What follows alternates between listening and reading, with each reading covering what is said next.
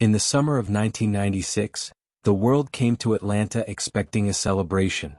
It was supposed to be a birthday party, 100 years since the first modern Olympics, a century since Athens. America, proud and prosperous at the end of the 20th century, wanted to host not just a sporting event but a statement that the dream of modernity, commerce, and spectacle could coexist under the five rings.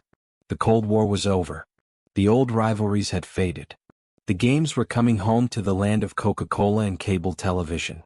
But even before the first race began, something about Atlanta felt different. It wasn't the city that people expected to carry the Olympic torch. It wasn't Paris or Tokyo, not a capital of empire or a monument to ancient history. It was a city of glass towers and highways, a place still defining itself, caught between its southern past and its corporate future. Atlanta had rebuilt itself after burning once in the Civil War, and now it wanted to burn again, with light, not fire. The bid had been an audacious one. No government, no monarchy, no ancient ruins, just a coalition of businessmen, mayors, and marketers promising the International Olympic Committee that America could turn the Games into a global show. There was no mystery about what they wanted: attention. The century of sport would end in the century's capital, not of politics but of advertising. The home of CNN, Coca-Cola, and Delta Airlines would host humanity's grandest performance. The IOC hesitated. There were richer cities, grander ones. But Atlanta offered something no one else could: money. Private money, corporate sponsorship, the promise that the taxpayer would never pay a dime. It was the future of the Olympics, and the committee knew it. When the votes were counted, Athens, the birthplace of the Games, was left in shock. Atlanta had won. The city erupted. Church bells rang, fireworks burst above Peachtree Street, and for one brief night, it felt like the New South had stepped into the global stage. But as the years of preparation began, enthusiasm turned to exhaustion. Construction sites multiplied, traffic worsened, budgets grew monstrous. The skyline filled with cranes. Neighborhoods vanished beneath parking lots. The city promised renewal, but for many, renewal meant displacement. By 1995, Atlanta was a city divided, black and white, rich and poor, native and newcomer. The Games were supposed to heal those wounds, but they often deepened them. Billboards went up faster than homes. Coca-Cola banners covered entire buildings. The official slogan, "the celebration of the century," appeared everywhere, but few could agree what exactly was being celebrated. Still, the excitement was undeniable. The torch relay began months before the opening, winding through every corner of America, touching small towns and big cities alike. By the time it reached Georgia, the flame had become more than a symbol. It was a moving mirror reflecting the country back to itself. In farm towns and city squares, people lined up for hours to glimpse it. They believed, as they always had, that the Olympics were more than sport, that they meant unity, hope, something pure. They didn't yet know that purity was the one thing the modern games could no longer offer. As July approached, the heat settled over the city like a shroud. Reporters arrived from around the world. Hotels overflowed. Vendors sold everything that could bear the Olympic logo: hats, pins, snow globes, even soda cans shaped like torches. The air buzzed with the hum of commerce. Volunteers in bright uniforms rehearsed greetings in dozens of languages. The streets were swept, the graffiti painted over, the homeless quietly moved out of sight. Atlanta had built a stage and the show was ready. Then came the night of the opening ceremony. 80,000 people packed into the stadium. The world watched as fireworks exploded over Georgia's sky. Choirs sang, dancers filled the field, and the spectacle unfolded with American precision. It was loud, proud, exaggerated, a carnival of light and sound. The commentators called it the greatest party the world has ever seen. And when Muhammad Ali, his hands trembling from Parkinson's disease, lifted the torch and set the Olympic flame alight, even cynics stood in silence. The crowd roared, tears fell, and for a moment, everything the Olympics had ever promised, courage, unity, peace, seemed alive again. But just beneath the music and the lights, the city pulsed with tension. The police were everywhere, helicopters circling, security tight but not tight enough. The world had changed since Munich, but memory never truly dies. For years, the Olympic Games had been both a celebration and a target. That knowledge hung in the air like humidity, invisible, heavy, ignored. In downtown Atlanta, a space called Centennial Park had been built as the town square of the Games, a place for people without tickets to feel part of the celebration. It was filled with fountains, stages, and food stalls, the soundtrack of the Games echoing from every corner. Every night, tens of thousands gathered there to listen to concerts, drink, dance, and believe that the world, for once, was united. On July 27th, just after midnight, a concert was underway. Families, students, tourists, everyone packed close to the stage. The band played Southern rock, people laughed, cameras flashed. A man named Richard Jewell, a security guard, was on duty near a tower of speakers. He noticed a green backpack under a bench. At first it seemed ordinary. In Atlanta that summer, there were hundreds of forgotten bags every hour. But something about it caught his eye, the way it sat heavy and still. He called it in. Minutes passed. Then a sound. Not music, not cheers. A blast. The explosion tore through the park, throwing metal, glass, and fire into the night. A camera fell to the ground and kept recording, the chaos, the screams, the smoke rising into the light of the Ferris wheel. The music stopped. The crowd scattered. Sirens wailed. It was over in seconds, but those seconds stretched forever. 2 people died, more than 100 were wounded. The celebration of the century had become a crime scene. For the first time in history, the Olympic flame burned beside yellow police tape. The world watched in horror. The games continued, they always do, but the mood had changed. The laughter was quieter. The cameras focused on the races, but the shadow of the park hung over every image. The illusion of safety, of unity, had been shattered. In its place was the truth of modern times. No gathering, no matter how noble, is beyond the reach of violence. The investigation that followed became another tragedy. Richard Jewell, the man who had discovered the bomb and helped evacuate the area, was named as a suspect. For months, the media crucified him. He was called a hero one day, a monster the next. Reporters camped outside his mother's home. His name became a headline, his life a spectacle. By the time the FBI cleared him, the damage was done. The real bomber would not be caught for years. Jewell died young, broken by the weight of a world that no longer distinguished truth from story. And that, perhaps, was the real legacy of Atlanta 1996. Not the medals or the records, but the realization that the Olympics had become a mirror of the world they claimed to transcend. Commercial, fragile, spectacular, and vulnerable. A celebration built on contradictions, unity and exclusion, idealism and profit, light and shadow. As the final fireworks faded over the city, the streets filled again with traffic and advertisements. The tents came down, the cameras packed away. Atlanta went back to being what it had always been, a city striving to prove itself, restless and resilient. The games had come and gone like a storm. They left behind new buildings, new scars, and a question that still lingers whenever the flame is lit. What exactly are we celebrating? Morning came too soon. The city woke under a haze of heat and sirens, a sun too bright for grief. The park was sealed behind yellow tape, littered with plastic cups, flags, shoes without owners.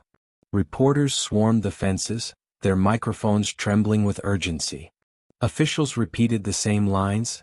The situation is under control, the games will go on, while ambulances still rolled past them. The smell of burned metal lingered over the fountains. In living rooms around the world, television screens replayed the explosion on loop. News anchors filled the silence with speculation. Experts debated motives and suspects before the smoke had cleared. Within hours, the narrative had hardened. America's great celebration had been violated, and someone had to be blamed. It was only a matter of choosing who. For the athletes, the morning felt unreal. They had trained for years to be here, and now their stage had turned into a crime scene. The marathoners warmed up beside bomb squads. Police dogs sniffed locker rooms. The anthem sounded thinner, more hesitant. Cameras searched the crowd for faces of fear and found too many. Yet the competitions went on. The Olympic Charter demanded continuity. History would later call it resilience. But for those inside the bubble of Atlanta, it felt more like denial. a refusal to admit that something sacred had cracked. Everywhere, the same image repeated. Richard Jewell, the heavy-set security guard with round glasses and a blank expression. At first he was the hero, praised for spotting the bag, credited with saving hundreds of lives. Then came the leak.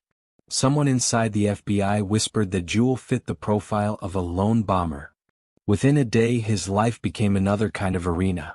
Satellite trucks parked outside his apartment complex. Journalists shouted questions about motives, childhood, resentment. Cartoonists drew him as a fool, a villain, a symbol. His name became a commodity. Jewell watched from behind closed curtains as the country that had hailed him turned away. His mother sat beside him on the couch, holding his hand, staring at the television that never stopped saying his name. Weeks later, when the FBI admitted they had been wrong, the apology came too late and too quietly. The myth of the bomber had already replaced the man.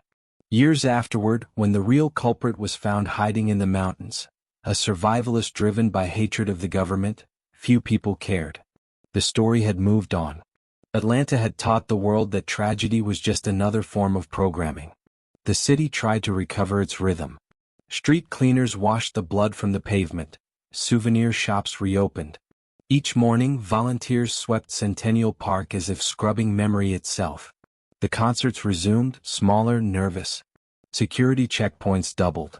Helicopters became part of the skyline. The games continued because they had to, because momentum was stronger than mourning. Broadcasters called it courage. Locals called it exhaustion. Beneath the official optimism, Atlanta felt haunted. Residents whispered that the park was cursed. Taxi drivers refused night fares to the downtown zone. In hotel bars, journalists spoke of the end of innocence. The Olympics had always balanced spectacle and sincerity, but Atlanta tipped the scales. Everywhere one looked there were advertisements, sponsors, slogans, proof that commerce had replaced creed. Even grief had a logo. By the final week, fatigue replaced excitement. Athletes finished their events and disappeared into anonymity. Tourists fled the heat. Reporters searched for new stories, anything brighter than the memory of smoke. When the closing ceremony arrived, the stadium glittered again with fireworks, the same noise and color as the opening, but the audience clapped out of duty. The flame was extinguished, the smoke rising straight into a cloudless sky. The century of the Olympics had ended, not in triumph but in tension. In the months that followed, Atlanta struggled to understand what it had been. The officials spoke of legacy, new infrastructure, international recognition, billions in revenue. Critics spoke of displacement, commercialization, and trauma. The truth lay somewhere between. The games had transformed the city, but not in the way anyone expected. It was no longer the provincial capital of the South. It had become a mirror of the modern world, glittering, ambitious, insecure. For the Olympic movement, Atlanta became precedent. The next host cities took notes. They learned that sponsorship could fund everything, that marketing could eclipse politics, that image could survive reality. The Olympic torch, once a symbol of peace, had become a logo in motion, moving faster than conscience. Yet even in cynicism there was admiration. Atlanta had shown that the games could endure anything, even themselves. Years later, people would remember fragments. The tremor in Muhammad Ali's hands, the explosion's echo, the flash of cameras, the way the crowd gasped and then cheered again as if refusing to surrender joy. Those fragments became the true memory of 1996, bright, broken, unforgettable. And somewhere in the middle of the city, in a small corner of Centennial Park, a new monument was built. A simple stone engraved with names, surrounded by trees. On summer evenings, tourists still wander there, taking photographs without knowing the story in full. Children run through the fountains where smoke once rose. The water catches the sunset and turns red for a moment before fading to gold. It looks beautiful, almost holy, until you remember what the color means. 4 months after the flame went out, Atlanta felt strangely hollow. The noise had vanished, leaving behind silence too large for the streets that once overflowed with sound. The billboards faded in the sun, the flags came down, and what remained was a city trying to understand what it had just survived. The games had been a dream and a disaster, a marketing miracle and a moral riddle. Everyone wanted to move on, but no one knew how. The scars were subtle. Centennial Park reopened, cleaner, quieter, its fountains repaired, its trees trimmed. Families returned with picnic baskets. The government declared it safe, but people walked differently there, slower, more careful, as if expecting echoes. 4 years afterward, every loud noise downtown made heads turn. It wasn't fear so much as memory refusing to leave. The city government commissioned reports, endless pages of analysis about infrastructure, tourism, and economic impact. They talked of legacy, of urban renewal, of civic pride. None of the documents mentioned the smell of smoke. Officially, Atlanta had triumphed. Unofficially, the Games had changed the city in ways that statistics could never capture. Streets once belonging to neighbors now belonged to corporations. Public space had learned to speak the language of sponsorship.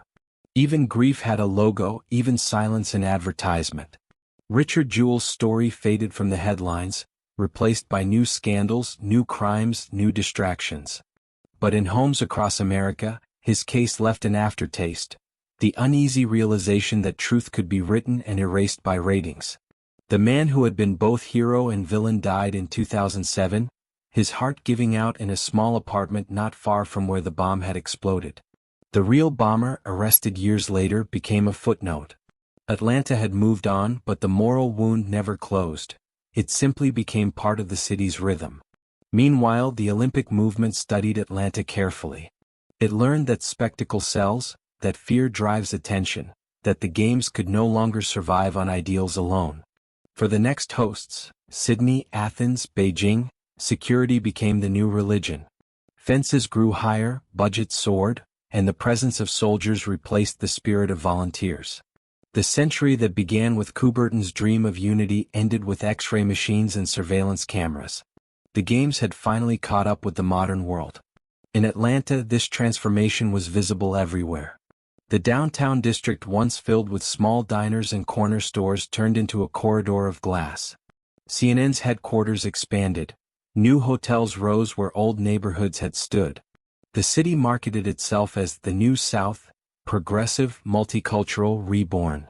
Yet beneath that slogan lingered an unease, the sense that something had been traded away, some innocence bartered for visibility. The Olympics had given Atlanta a global name, but it was a name written in light that could not erase the shadow underneath. At night, the skyline shimmered. From the interstate, the towers looked clean, proud, permanent. Few passing drivers knew that the park at their center had once been a battlefield. Street musicians played blues on the corners, their songs mixing joy and sorrow, the same blend that defined the city. Atlanta had learned to live with contradictions. Perhaps that was its true inheritance. Pride and pain, progress and memory forever intertwined. For the people who lived through that summer, recollection came in fragments. The glow of the torch reflected in skyscraper glass. The rumble of fireworks followed by a sound no one wanted to remember. The image of a man, Ali, lighting the cauldron, his hand trembling but unbroken. The whispered prayers after the blast. The silence that followed the cheering. Those moments survived in private memory long after the headlines died. In bars, veterans of the Games still tell the stories, their voices low, their tone halfway between confession and disbelief. Beyond Atlanta, the world kept changing. Terrorism no longer seemed distant. The attacks that followed in the years ahead would make Centennial Park feel like a warning, a prelude. Every stadium built after 1996 carried its lessons. Barriers, detectors, checkpoints, rituals of security replacing the rituals of sport. The flame still traveled the world, but now it was escorted by armored vehicles. Hope had learned to move under guard. Yet, despite everything, the idea of the Olympics survived. It always does. The world needs its illusions, and the Games provide the brightest one. When the television cameras turn on, when the flags rise and the anthems play, people still believe for a few minutes that humanity can stand together. Perhaps that belief, fragile as it is, matters more precisely because it keeps breaking. Atlanta broke it, yes, but also proved it could be rebuilt again and again. Sometimes at dusk, locals walk through Centennial Park and hear the fountains running over the granite. Children play where the bomb once exploded. Tourists snap photographs beside the memorial stone. They rarely read the plaque, they just smile for the camera. The water glitters, the sun sets, and the city glows in the reflection. Life continues, polished and imperfect. The park hums with laughter and distant traffic. The ghosts are quiet now, but they are listening. By the turn of the millennium, Atlanta had already begun to fade from global memory, but its legacy remained embedded in the DNA of the Olympic Games, and of the modern world itself. The centennial celebration had not been an ending, it was the prototype of something new. What began as a tribute to a century of sport had become a blueprint for the century of spectacle. Corporations had learned that the Olympics were not simply an event but a language, a way to speak to billions of people at once.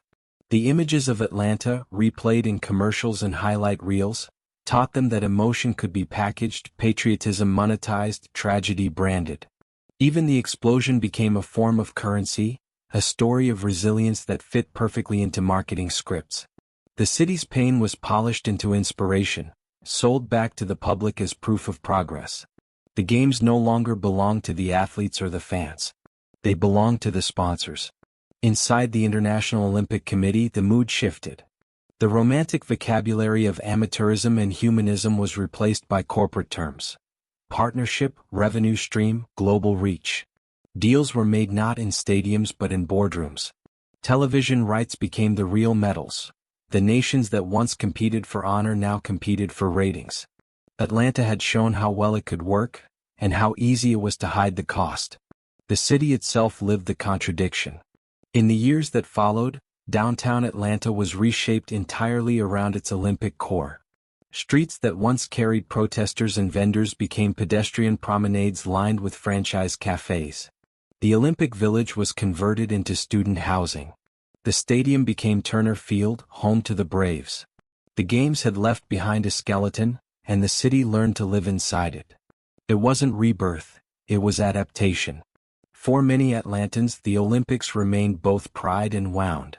They spoke of that summer with the same voice one uses for a lost love, something that was beautiful but cost too much. Yet, for all its contradictions, the Games had achieved something undeniable. They had made Atlanta visible. No longer a footnote to history, it stood as a symbol of the modern South, diverse, chaotic, dynamic. Its scars became part of its identity. And in America, identity is everything. Elsewhere, other cities took notes. Sydney studied Atlanta's organization and promised to bring back the soul. Athens promised nostalgia. Beijing promised perfection. But behind every promise was the same shadow, the knowledge that the Olympics were now too large, too expensive, too vulnerable to ever return to innocence. The world had changed, and Atlanta had been the inflection point. Even the way we watched sport was different now. In 1996, television had still been the center. By the next decade, the internet began to fracture the narrative. The Games became a content machine, feeding on highlights, hashtags, and emotion compressed into seconds. The torch of unity had turned into a spark scattered across millions of screens. The idea of a single shared moment, the heart of the Olympic myth, had vanished into digital noise. Yet still people watched. Still they cried when the flame was lit. Belief had become habit. In academic conferences years later, scholars would point to Atlanta as the birth of the neoliberal Olympics. They meant that the Games had ceased to be a mirror of nations and become a market of identities, each athlete a brand, each host city a showroom. The event that once imagined humanity united in spirit now reflected a world united in consumption. And still, in every opening ceremony, the same words were repeated: friendship, excellence, peace. The repetition was part of the ritual, and rituals survive even when faith fades. For the people of Atlanta, the park remained the quiet heart of it all. On weekends, families came to sit by the fountains. Joggers passed the memorial stone without slowing down. Tour guides pointed to where the bomb had exploded, but few tourists wanted to linger. They preferred the Skyview Ferris wheel, the gift shops, the illusion of happiness restored. The city had learned to turn tragedy into texture, sorrow into scenery. In that, it was perfectly modern. And yet, if you stand there long enough, as the sun begins to fall and the air grows heavy with the smell of magnolia and asphalt, something in the place still vibrates. It's not fear anymore. It's recognition, the faint memory of how fragile joy can be, and how easily history repeats itself in the spaces we try hardest to forget. The fountains rise and fall, catching the last light. The children laugh. The park hums, half alive, half haunted. Far beyond Atlanta, the Olympic flame continues its journey, from one city to the next, from hope to spectacle, from silence to applause. Every host repeats the same vow, to bring the world together, to celebrate peace, to inspire generations. And each time, the same truth follows quietly behind, that peace, like fire, is beautiful precisely because it never lasts. The flame burns, the cameras flash, the sponsors smile. The world watches, believing again for a moment. Then the moment ends. In that sense, Atlanta never ended. It was the beginning of the world we live in now, a world where unity is performance, where belief is branding, where every dream glows under corporate light. The Games taught the century how to look at itself, with pride, with fear, with a camera always running. History doesn't end where people say it does. The flame went out in Atlanta, but its shadow kept burning. The Games had promised rebirth. What they delivered was revelation. Every Olympics that followed carried a piece of Atlanta's DNA, the hunger for attention, the choreography of spectacle, the quiet fear that beauty could turn to chaos in a heartbeat. When Sydney took the torch 4 years later, the organizers vowed to restore the soul of the Olympics. They spoke of simplicity, community, harmony with nature. But the lesson of Atlanta was already written into the blueprint. Corporate sponsorships multiplied. Logos appeared on every camera angle, every stage, every banner. The Olympics had entered its modern age, where every ideal came with a price tag. The stadiums were bigger, the ceremonies grander, the broadcasts longer. The flame had become a brand. Athens, in 2004, tried to bring the Games home, to return to purity, to the spirit of the ancients. The marble, the myths, the music. But purity costs money, and the bill was astronomical. The new arenas gleamed under the Mediterranean sun, monuments to nostalgia. After the closing ceremony, they sat empty, monuments to debt. The echo of Atlanta could be heard in the empty seats, the triumph of image over permanence. The Olympics had become a moving city that built itself every 4 years, then disappeared, leaving ruins newer than the ones in Greece. By the time Beijing took the torch in 2008, the transformation was complete. The Games were no longer a festival of nations, they were a demonstration of power. The Bird's Nest Stadium glowed like a crown of steel. The opening ceremony was not a show but a declaration. 1 billion people watched as fireworks drew constellations across the sky. Synchronized drummers pounded like a single machine. It was mesmerizing, terrifying, flawless. Every shot, every sound was calculated. The spirit of Atlanta's corporate showmanship had merged with the precision of a state. The result was something entirely new, the global event as instrument of control. Meanwhile, the world itself was changing. The 21st century was no longer a time for innocence.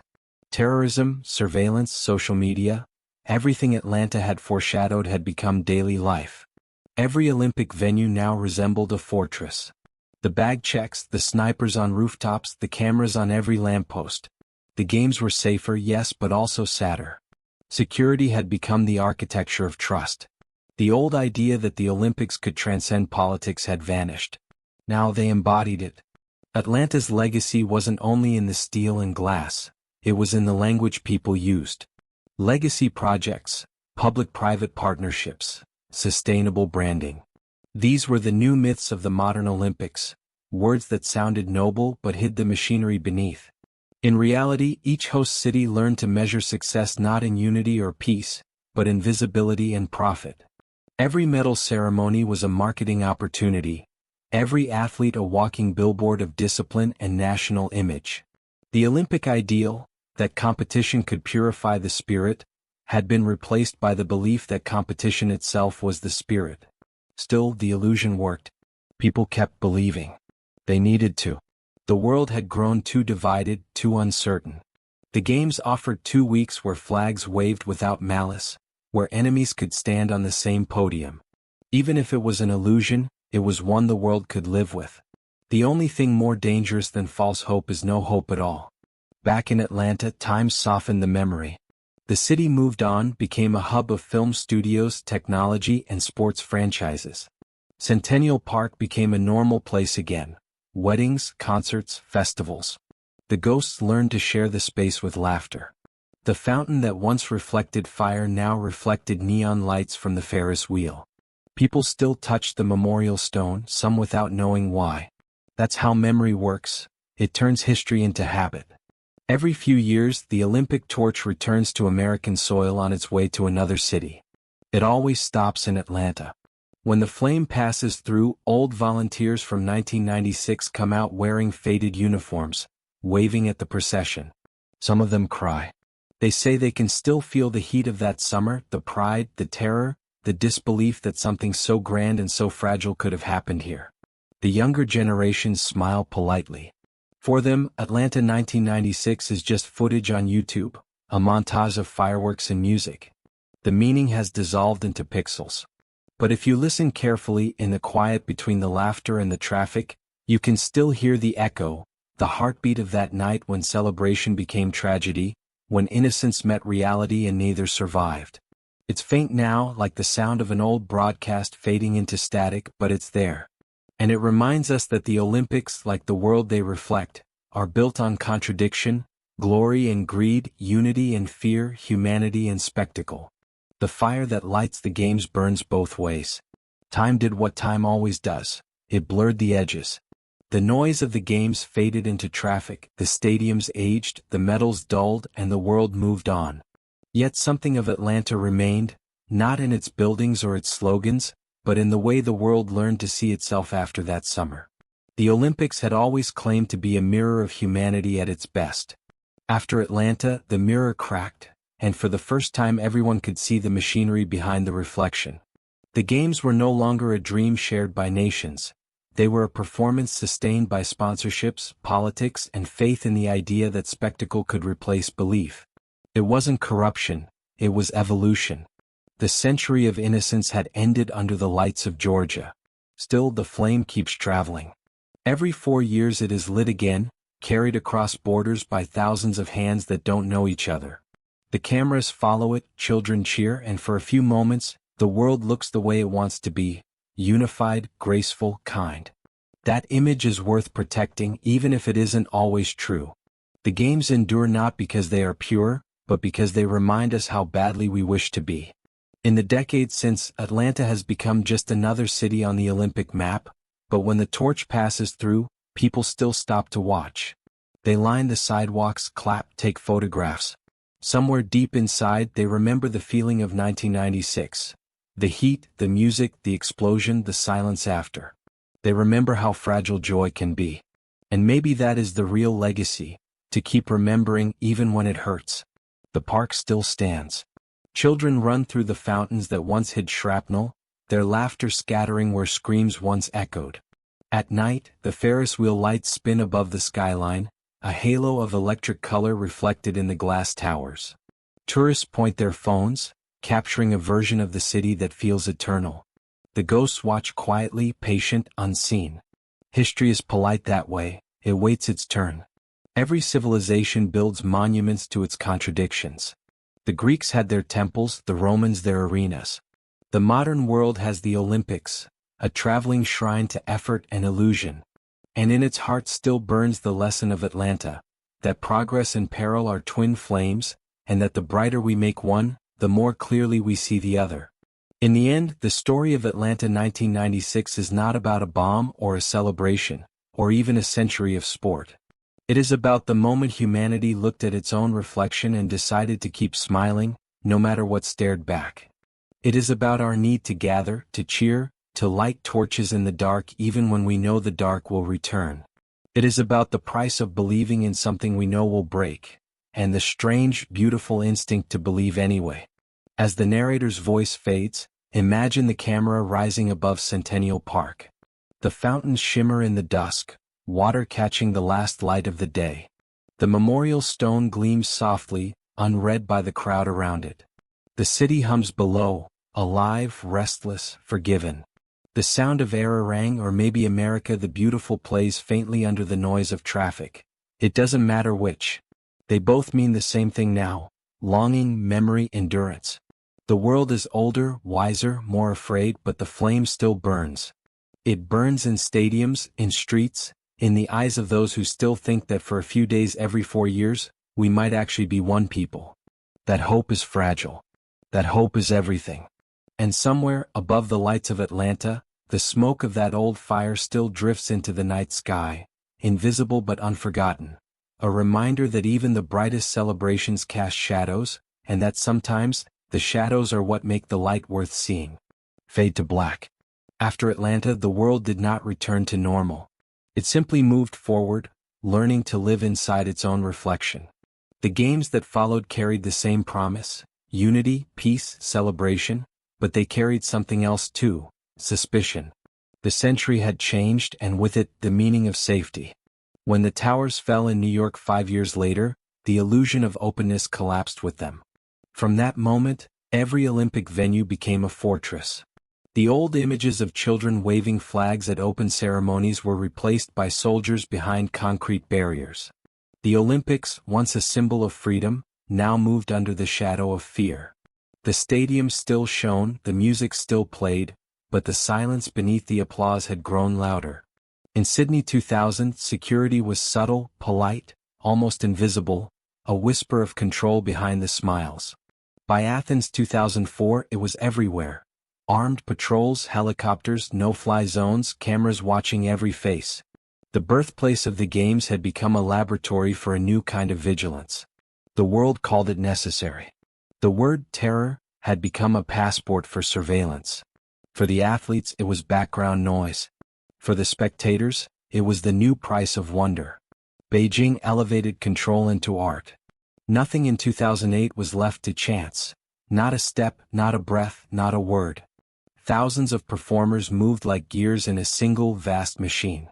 It was magnificent, terrifying, perfect. The Chinese state had learned from Atlanta that the Olympics were not about sport but about message, and it delivered one. Discipline is beauty, and beauty is power. The Bird's Nest Stadium glowed like a crown of order in a world that had forgotten chaos. Every image was broadcast, curated, edited before it even happened. It was not merely an opening ceremony, it was the future speaking in choreography. Elsewhere, the pattern repeated.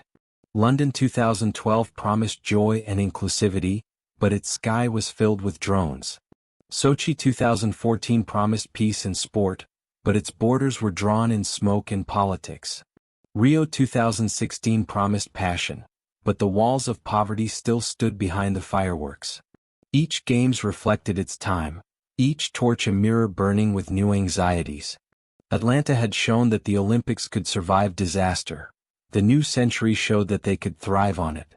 The language of the Games changed too. Words like legacy and hope began to sound rehearsed. Every press conference, every promotional video spoke in the same rhythm, the rhythm of reassurance. We are safe. We are united. We are ready. Behind those words stood armies of planners, sponsors, and security contractors. The Olympic ideal had become infrastructure. Bulletproof glass, surveillance grids, perimeter fences that could stop tanks. Humanity measured in checkpoints. And yet people kept coming. Millions still traveled, waited in lines, shouted for their countries. They filled the arenas, waved flags, cried during anthems. The emotion was real, even if the setting wasn't. Maybe that's what made it beautiful, the defiance of joy inside a world that had forgotten how to trust. Every cheer was a small rebellion against the weight of history. Every medal ceremony, a momentary ceasefire between nations that could never truly agree. Back in Atlanta, people watched these new games with a mix of nostalgia and disbelief. The city that had once been called chaotic now seemed almost innocent. Its flaws had been human: traffic, confusion, imperfection. The world of the 21st century had traded chaos for control, and somehow, control felt colder. The fire of 1996 had burned too hot. Now the flame was caged behind glass. In the quiet corners of the Olympic Museum in Lausanne, there are photographs of every flame, from Athens to Los Angeles, from Seoul to Rio. The one from Atlanta stands out not because it is more beautiful but because of what it represents. The turning point between two centuries. A century that believed in humanity, and a century that believed in management. In those photographs you can almost see the shift, the flicker when innocence became protocol. But perhaps that's what the Olympics have always been, a mirror that reflects who we are, not who we want to be. When the world was young, it dreamed of heroes. When it grew old, it built systems. The games endure because we need that reflection even when we don't like what it shows. The flame still burns because we fear what would happen if it ever went out. And so, in every city it visits, the torch still draws crowds. Children still reach for it with open hands, unaware of the cameras watching from rooftops. They don't see the fences or the snipers. They just see the light. That, perhaps, is the last miracle left, that even after a century of noise, danger, and disappointment, people still believe that a small fire carried by strangers can mean something. They still cheer. They still hope. They still look up. The era of control has not killed the spirit of the games. It has only revealed what it truly is, not purity, not peace, but persistence. The will to gather, to perform, to light the sky even when the world around is burning. That was the lesson of Atlanta, and it remains the lesson now. We celebrate not because we are safe but because we are not. The fire always survives the ashes. Long after the medals are forgotten, after the stadiums crumble and the sponsors vanish, the flame continues its quiet journey. It burns not for victory but for memory, a light that refuses to die even when it has no audience left. That was what Atlanta taught the world, that the flame does not need to be pure to matter. It only needs to burn. The century had begun with hope and ended with spectacle. It had started with athletes running barefoot on dusty tracks, and ended with cameras orbiting drones above billion-dollar arenas. Between those two images lies the story of humanity, not the rise of perfection but the persistence of desire. We build, we fall, we rebuild, and we call it progress. The Olympics became our mirror, showing us every face we've ever worn. The hero, the consumer, the believer, the fool. Atlanta was the moment we realized the reflection was real. The century of innocence had ended in a burst of fireworks and fear. The city that wanted to celebrate unity found itself explaining tragedy. And yet, in the smoke of that summer, something remained, a truth too stubborn to vanish. The games continued. People came.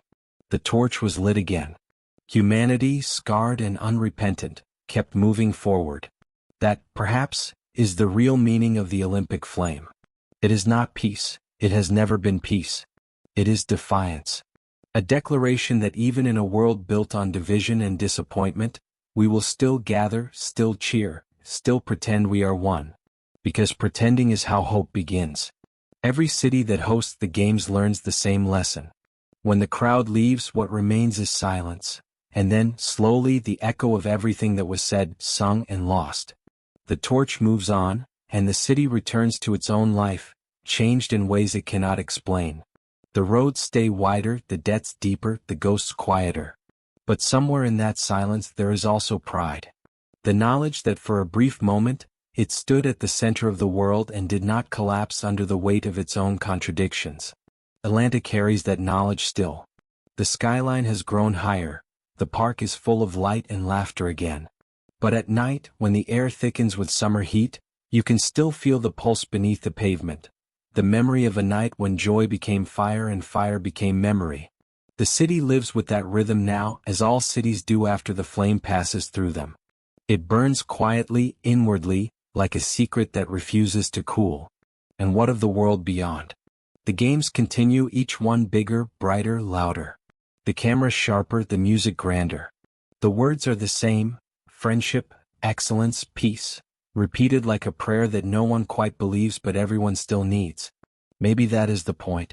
Maybe the flame endures because we are afraid of the dark, and every few years, we must remind ourselves that we can still make light. One day perhaps the flame will be lit for the last time. The final torch, the final crowd, the final song. When that day comes, it will not go out in failure. It will go out in gratitude, for everything it managed to mean in a world that rarely means anything for long.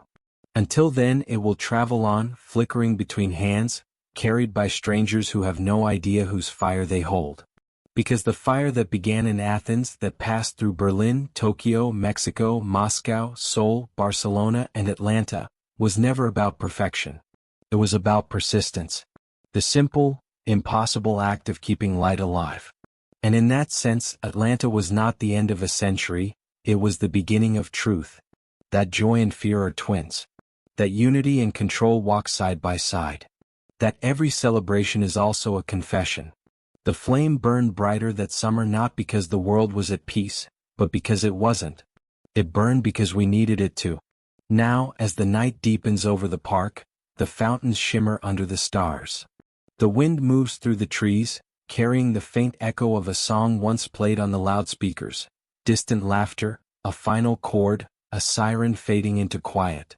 The camera rises, the city shrinking beneath the clouds, the planet turning slowly under the soft glow of its own illusions. And there, high above the earth, the flame drifts unseen through the dark.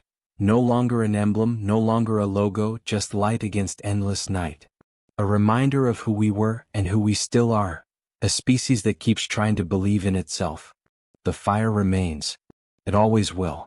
Fade to black. The sound of wind. Then silence.